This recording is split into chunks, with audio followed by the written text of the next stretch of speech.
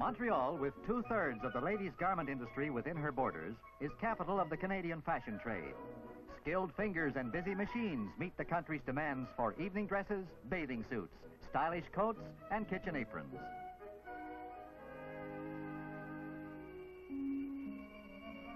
Genette Gagnol is a sewing machine operator. Her work is usually neat and accurate, but lately Genette has been bothered by headaches and eye strain. Sewing is close work, and sometimes the needle blurs away, a seam is spoiled, and she feels tired and sick.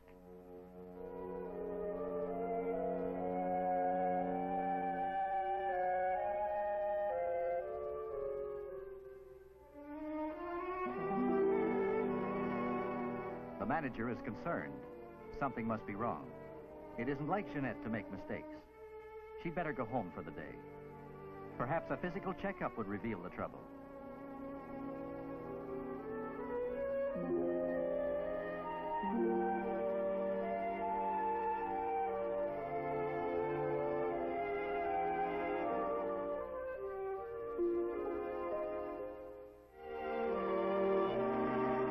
Many garment workers in Montreal belong to the International Ladies Garment Workers Union.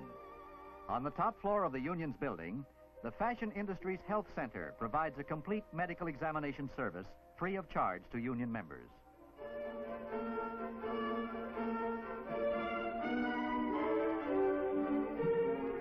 Genette simply complains of eye strain, but everyone who comes to the center must undergo a complete physical examination.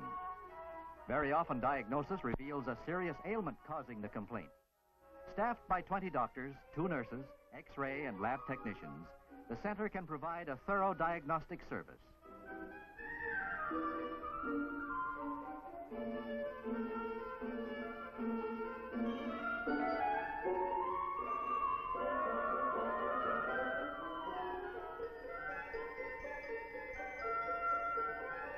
The health center was a concession granted to the union in the 1951 agreement.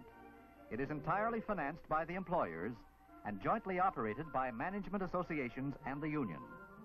There are no facilities for patients requiring treatment in bed, but if diagnosis shows that the patient requires bed treatment, he is referred to a hospital and provided with a case history.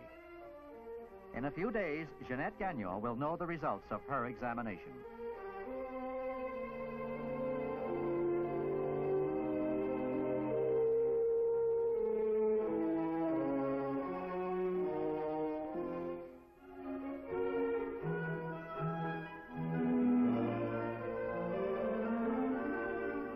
Following the general examination, a patient receives the attention of specialists when necessary. The eye doctor's analysis shows that Genette needs glasses to correct a slight astigmatism. While the prescription is being filled, another disturbing problem arises. How will she look in glasses? And what kind of frame suits her best?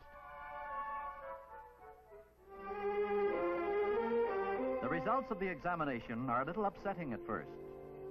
Genette has a mild diabetic condition. She can continue her job if she keeps the diabetes under control. This requires advice from specialists. The staff dietitian investigates her eating habits. Genette comes from a small town far from Montreal. Eating alone in snack bars, she neglects the basic foods which make up a balanced diet. In the following weeks, Genette's diabetes is controlled by following the dietitian's advice. Fruits, vegetables, dairy products, and meats replace the old, inadequate menu.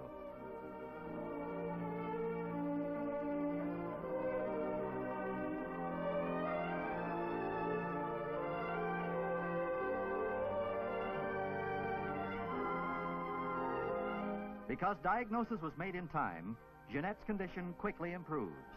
With proper eating habits, the diabetes is checked.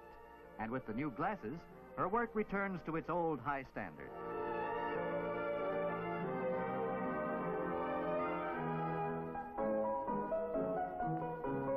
Sickness leads to lower production and loss of pay for the worker. The health center, established through peaceful union management negotiation, keeps employees on the job, keeps the orders filled. Most important of all, no garment worker goes without medical attention through inability to pay. Good health proves good business for the Montreal fashion industry. Canada's progress as a leading industrial nation depends on the production of basic materials. One essential commodity in constant demand is steel.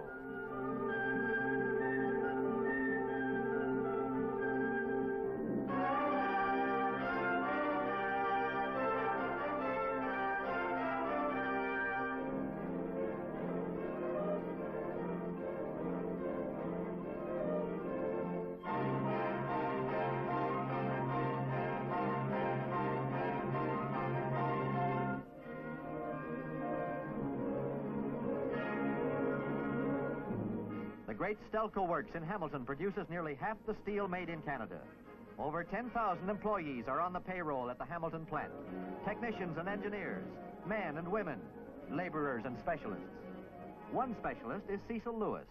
He is called a heater, and his task is a delicate control of heat at 1,000-degree temperatures.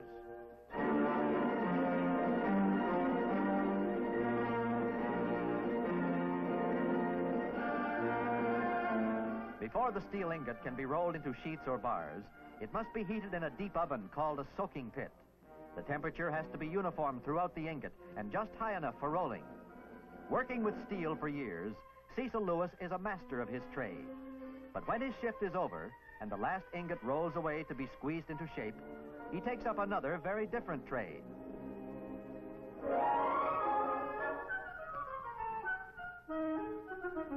The plant cafeteria is a noisy, cheerful room, a social center as well as a place to eat lunch.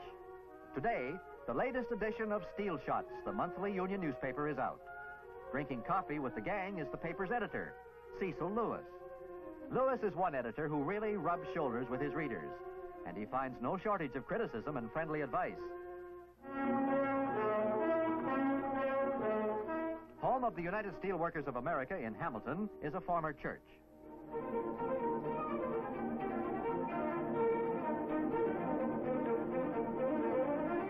In a crowded corner of the building, Lewis holds an editorial conference. Assistant editor Jim Catlin and columnist Harry Pomeroy receive their assignments. 28 regular contributors report their departmental activities. A lot of news must be collected before the deadline, and this means legwork.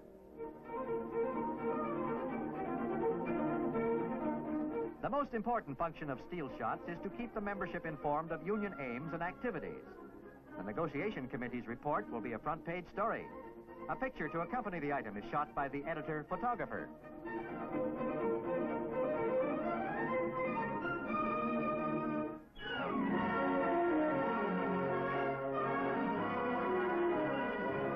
Lewis decides to do the reporting himself when Local 3250 tangles with Canadian Can Company in a playoff series. Steelmen lead 5-3.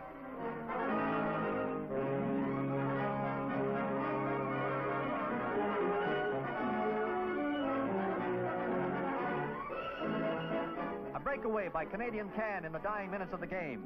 He scores, but the game ends with the Steelmen victorious 5-4. And that's news.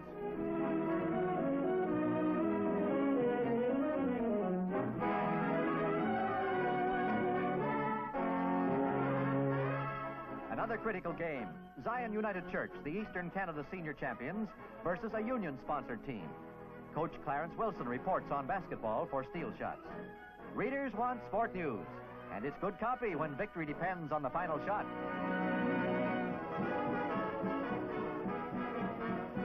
Every Saturday night, the Steelworkers Social Club holds a dance in the Union Hall. If a society reporter keeps his ears open, he can fill his column with the latest gossip. Who's having a baby? Who's going with whom? And what's she wearing?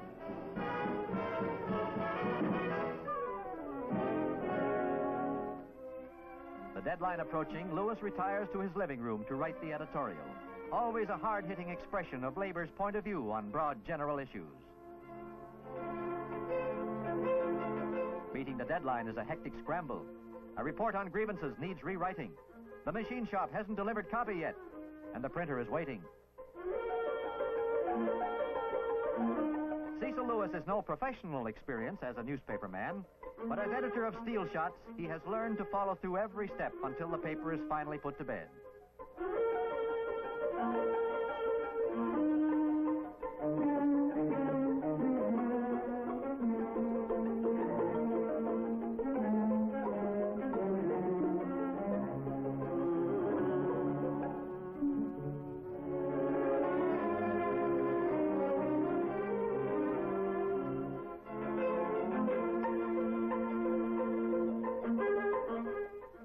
Shots continues to grow in size and circulation. The union and advertisers pay for publication of the 16-page paper, and Lewis's goal is a circulation of 20,000.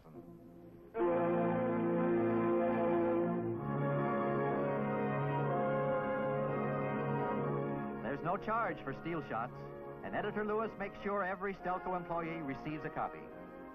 A lively, influential paper speaks for the steelworker and his union.